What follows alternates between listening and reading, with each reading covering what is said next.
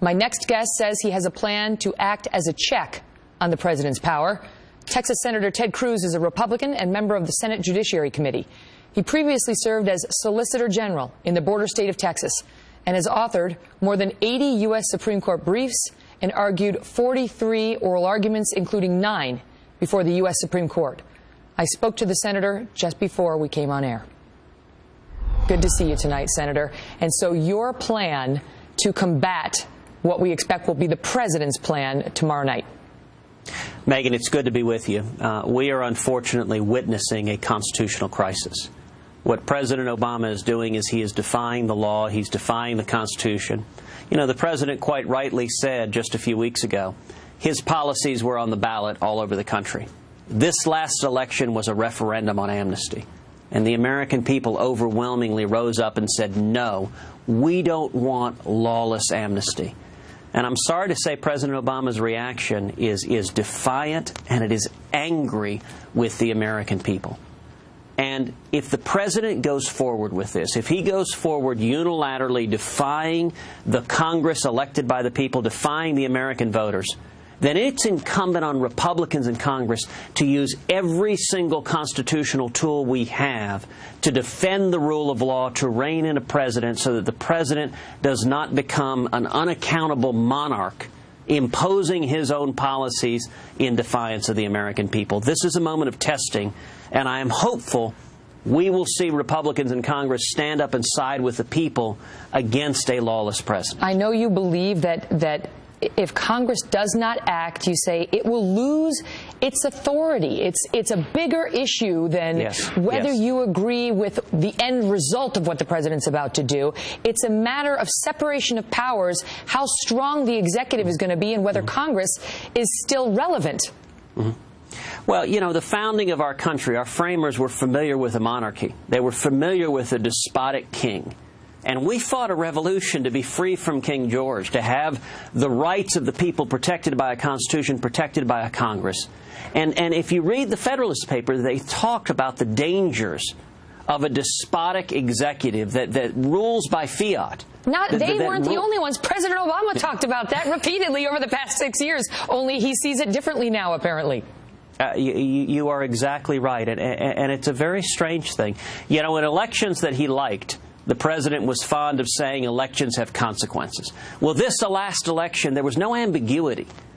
There were 2 issues that dominated this last election. Number 1, Obamacare, and number 2, amnesty. This was a referendum on amnesty. And the American people overwhelmingly said, we don't want Obamacare. It's a disaster. It's hurting the American people, and we don't want amnesty. And I'm sorry to say, the president is behaving in an unprecedented way. There is not, in recent times, any parallel for a president repudiated by the voters standing up and essentially telling the voters, go jump in a lake, he's going to force his powers. You know, the White House came out today through Josh Earnest and said what they think the message was. This was a message directly to you, by the way. The president has drawn a message from the midterms that the American people want progress. And they point to the fact that the Senate passed a bipartisan bill. The House has sat on it for over 500 days. The American people, they believe, want progress, even though the polls suggest they don't want the president to do it this way. Well, look, many of the senators that voted for the bill he's talking about were voted out of office. You know, if they're spinning that the message of this last election is that Congress should suddenly agree with President Obama's policies and roll over, then they've traveled to some of these states that have legalized marijuana and they've been smoking something. Because that ain't what this election was.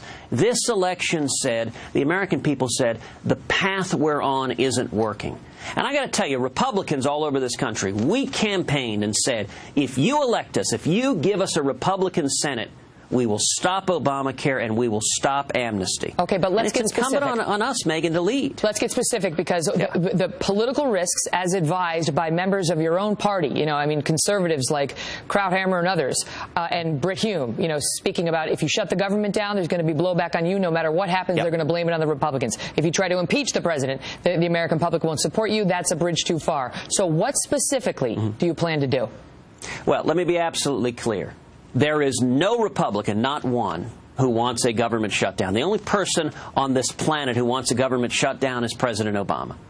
What I think Congress should do is we should use the constitutional authority that we are given as checks and balances to rein in a despotic executive. Okay, I know you have a two-part plan. Tell us one. Yes. Step number one, the new Senate Majority Leader, Mitch McConnell, should stand up and say, if you disregard the Constitution, if you disregard the law, if you issue this executive amnesty, the new Congress for the next 2 years will not confirm a single nomination, judicial or executive, other than vital national security positions until you end this illegal amnesty. Now, that is a big and it's a dramatic step. It's never been done before in Congress, but the framers put in place checks and balances, and the confirmation power is a tremendously potent authority given to the Senate.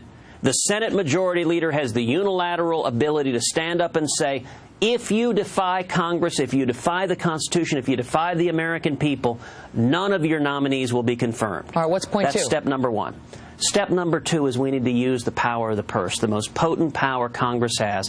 When we come back in January with a new Congress, we need to systematically pass appropriations legislation, funding the Department of Defense, funding the VA, funding one department after another, and then once the vital functions are funded, we need to pass appropriations with riders specifically limiting the power of the Congress and the power of the President to spend money on illegal amnesty. So he'll never sign those, and then he'll say that the funding, the reason the VA aren't getting, the patients at the VA don't get their medical care is because of Senator Ted Cruz and these Republicans who keep sending me these appropriations bills that have this unnecessary rider on the back that I won't sign.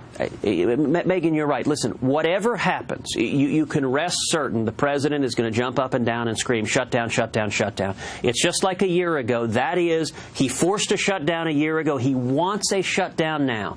It's why we ought to start off with a simple appropriations bill, fund the Department of Defense. Don't mention amnesty, don't mention Obamacare, don't mention anything. Just say we should fund our soldiers, sailors, airmen, and Marines. We should fulfill that function. Now, if we fund a straight-up appropriations bill, look, the Democrats could filibuster it, the President could veto it, but if they're doing that, they're saying we don't want to fund the Department of Defense. We should do that one at a time so that we take off the plate the major priorities, and then we get down, say, to the Department of Homeland Security, which is in charge of implementing this lawless and illegal amnesty. That is the instance in which that appropriation should have the rider. If the President wants to veto it, he can shut down DHS. That would be a wrong and irresponsible response. But listen, a presidential temper tantrum is not a rational response. What the Constitution requires, if you want to change immigration law, and I think we need common sense immigration reform, the way to do it is the President has to work with Congress. You have to compromise. You have to reach a middle ground. This President doesn't want to do that. Repeatedly, at least 25 times, according to our count, he has been on record as to that. But boy, has he done a 180. Senator Ted Cruz, thanks for being here tonight, sir. Thank you. God bless you.